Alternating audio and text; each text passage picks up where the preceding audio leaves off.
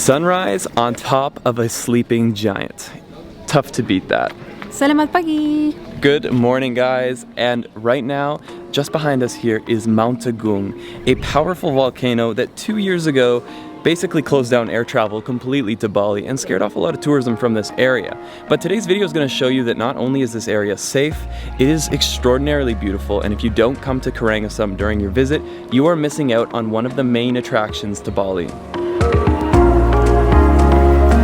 One thing you need to know about this gate and this staircase is that it must be one of the most busy sunrise spots on the entire island. Like, I'm not kidding. It's so far from most of the main areas people stay in, and yet it still gets a massive crowd. So what you need to do, we only waited 10 minutes to get our video and photo. We got here right at the crack of sunrise, so make sure you don't delay. So you might be wondering why I'm wearing this. This one over here is called udang, and the one on the waist is saron. Bali is a Hindu island, and the udang is so that you can concentrate when you come to the temple, so you can stay focused. And in the Hindu belief, the legs are where the evil lies, and so by wrapping yourself with a sarong, you are controlling the evil when you come here to the holy place, to the temple, and when you leave renewed, refreshed, and as a new man. Or woman. A woman. We caught sunrise, and now we've just gotten back to our hotel, which I can only compare it to the Garden of Eden. Let me show you around.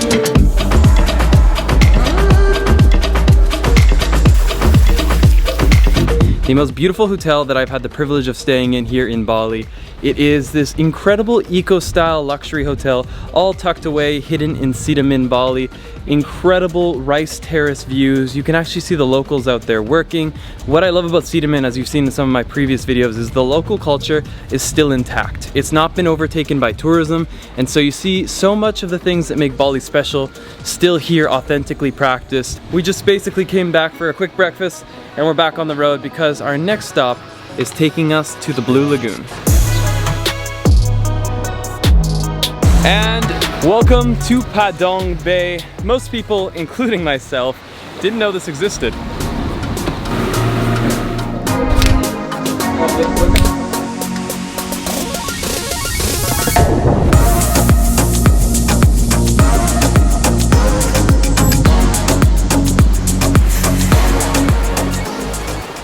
Just finished up in the water, and here is what's waiting. We got some chicken, we got banana leaf plates, chilies, which Kathy will not be touching. I'm so hungry, I will try everything.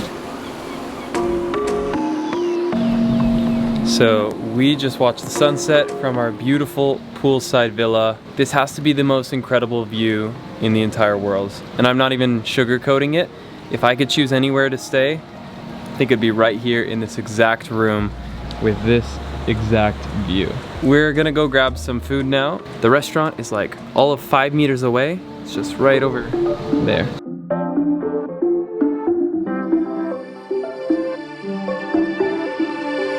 What's kind of ironic is Mount Agung is the thing that many tourists have feared in this region, but it's actually the reason this region has so much life. It is what gives birth to all of this incredible greenery that you see from the rice fields, the palm trees. It's what makes Bali so beautiful. Bali deservingly has been getting a bad rep for plastic pollution, but actually one of the really cool things is that you don't hear a lot about is that they're actually making really big strides to get rid of single-use plastics. All of your convenience stores, grocery stores, they don't have plastic bags anymore. A lot of restaurants are not using straws anymore. There's definitely a lot of room for improvement here, but it's cool to see that they're tackling it step by step. This is Romantic Dinners 101. The harder it is to see your food, the more romantic it is. So baby, let's turn things up. No, let's turn things down. Wow, the romance level just went up a notch. We're gonna have to get that light turned back on.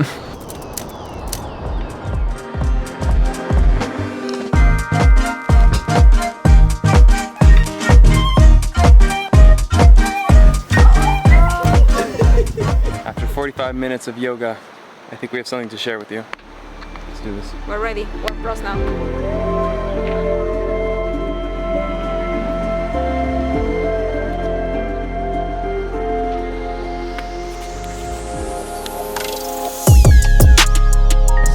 Point out the east. No. Oh yeah, sorry.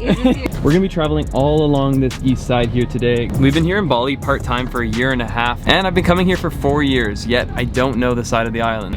And this here is Budi. Hi guys. So we've just arrived here at Samsara Living, and this is an experience all focused on the traditional side of the Balinese culture.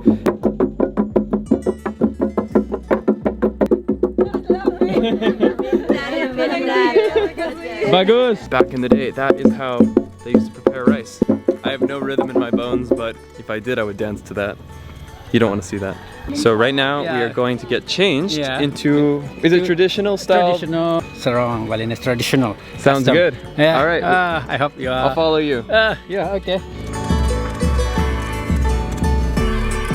We're about to try on Balinese traditional clothing that was handmade, and it apparently took over 1 year to finish some of these outfits. So let's see what my Balinese girlfriend looks like.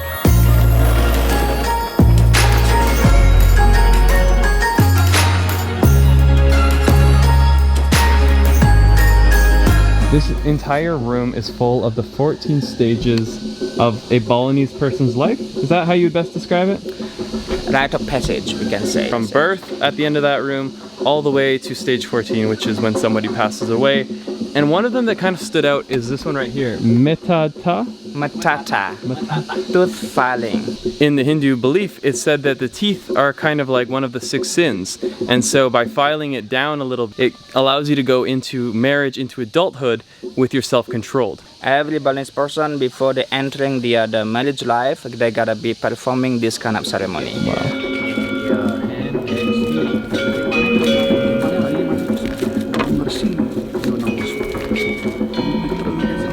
Just wow. I have nothing I've ever done to compare to that. Yeah, it was so unique and so complex but beautiful at the same time. I was really confused at some point. When she started to tap an egg on my foot and then your shoulders, like there's just so much intricacy into that ceremony, and it was beautiful to experience it. And you know what's really standing out to me about this place is that it's not touristy. We're the only ones here right now. They are sharing their religion because this kind of ritual is not only for people that practice Hindu religion, it can be for anyone. And I just find it so beautiful that they're open to share that. They're very open. I feel like we've had a truly Balinese experience here today. So we're gonna see the process of making Balinese liquor. We call it Arak. And are we gonna try it? We're gonna try that. Okay. Fire Arak. The fire Arak, that's what we need. How it works is they basically put coconuts to ferment for 2 to 3 days, and then from there they're put over fire. The fire creates steam. Steam runs up a bamboo, and then from there it drips all the way down there, and while it's dripping it's actually cooling. It drips into this bottle, and now you've got fermented Arak. They just lit the Arak on fire. That is how strong the first bottle that drips down is. And then as you progressively get to the next bottle, the alcoholic percentage drops, but we're not here to mess around. Bon so long. Oh, actually it's not bad. Good. I do feel it here. We're gonna graduate now to the strong one. So that was one of like the 3rd or 4th bottles. Now, bottle number 1.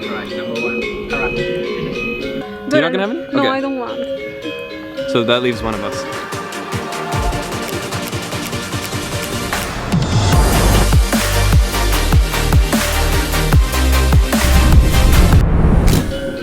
Oh my gosh. Wow. That one's like, my mouth feels like the blue fire. Max, you're not supposed to have 10 of them. Put that thing back. This music's starting to sound really good. Ooh, yum, leaf. My favorite. So nice that we all got to dress up traditionally. Balinese style, and this is lombok. Cross-legged, no cutlery today. If you want rice, just grab a little piece of it. If you want some chicken, grab a skewer.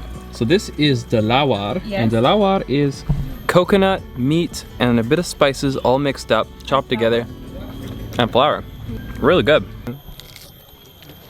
What have I done? And I finally made it here, the Tirtha Ganga, the king's bathtub. Jesse, holy crap, you almost knocked me in. This is the King's Palace. The royal family still lives here, but they're not technically part of the kingdom anymore. They're just a rather elite family. And our last stop. This used to be a holding place for people who practice black magic. They were all locked up here, but then the king was like, why would I lock up people in the most beautiful place? Which I can see why he decided to reclaim the land for his own use. And we are back in Cinnamon at the hotel. Put your arms up, roller coaster. That was a short trip. I wish it was longer. This is absolutely incredible drone flying right here. If you're wanting to come to Karangasem, like that's the reason. It's to get away from all the busyness, to be able to see nature in its finest, untouched Balinese culture. It's so pristine. And this region itself, I mean, amongst the mountains, the greens, it's one of my favorite places on planet Earth. Our guides today were explaining that two of the main practices that the locals do to this day in Cinnamon are going to be the rice work and as well working with weaving. And they're actually making sarongs. Good morning, buenos dias. So this morning we woke up bright and early to enjoy a infinity pool floating breakfast here at the hotel. And now we're getting the full spa treatment this morning. This is such an epic start to the day.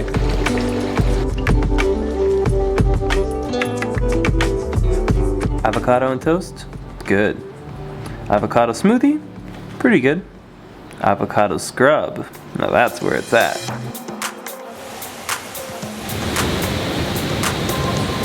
We're about to go river rafting.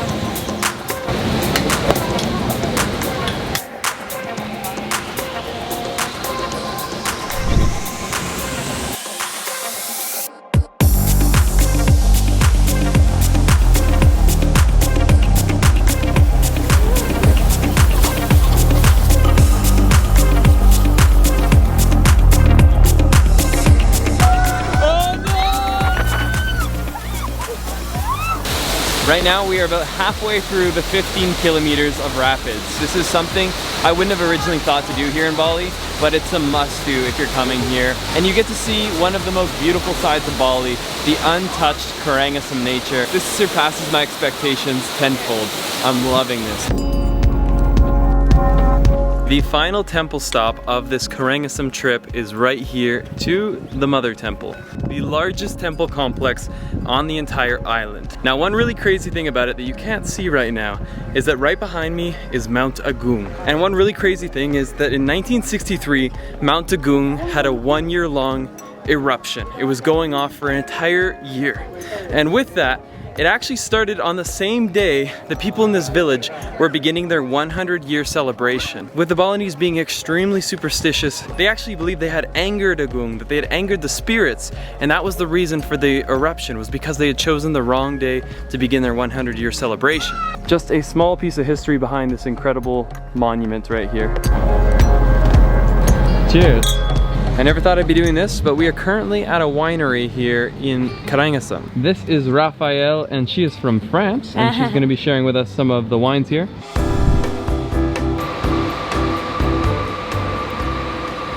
Tennis ball, cotton swab, royal oak. All Kathy could taste was peach.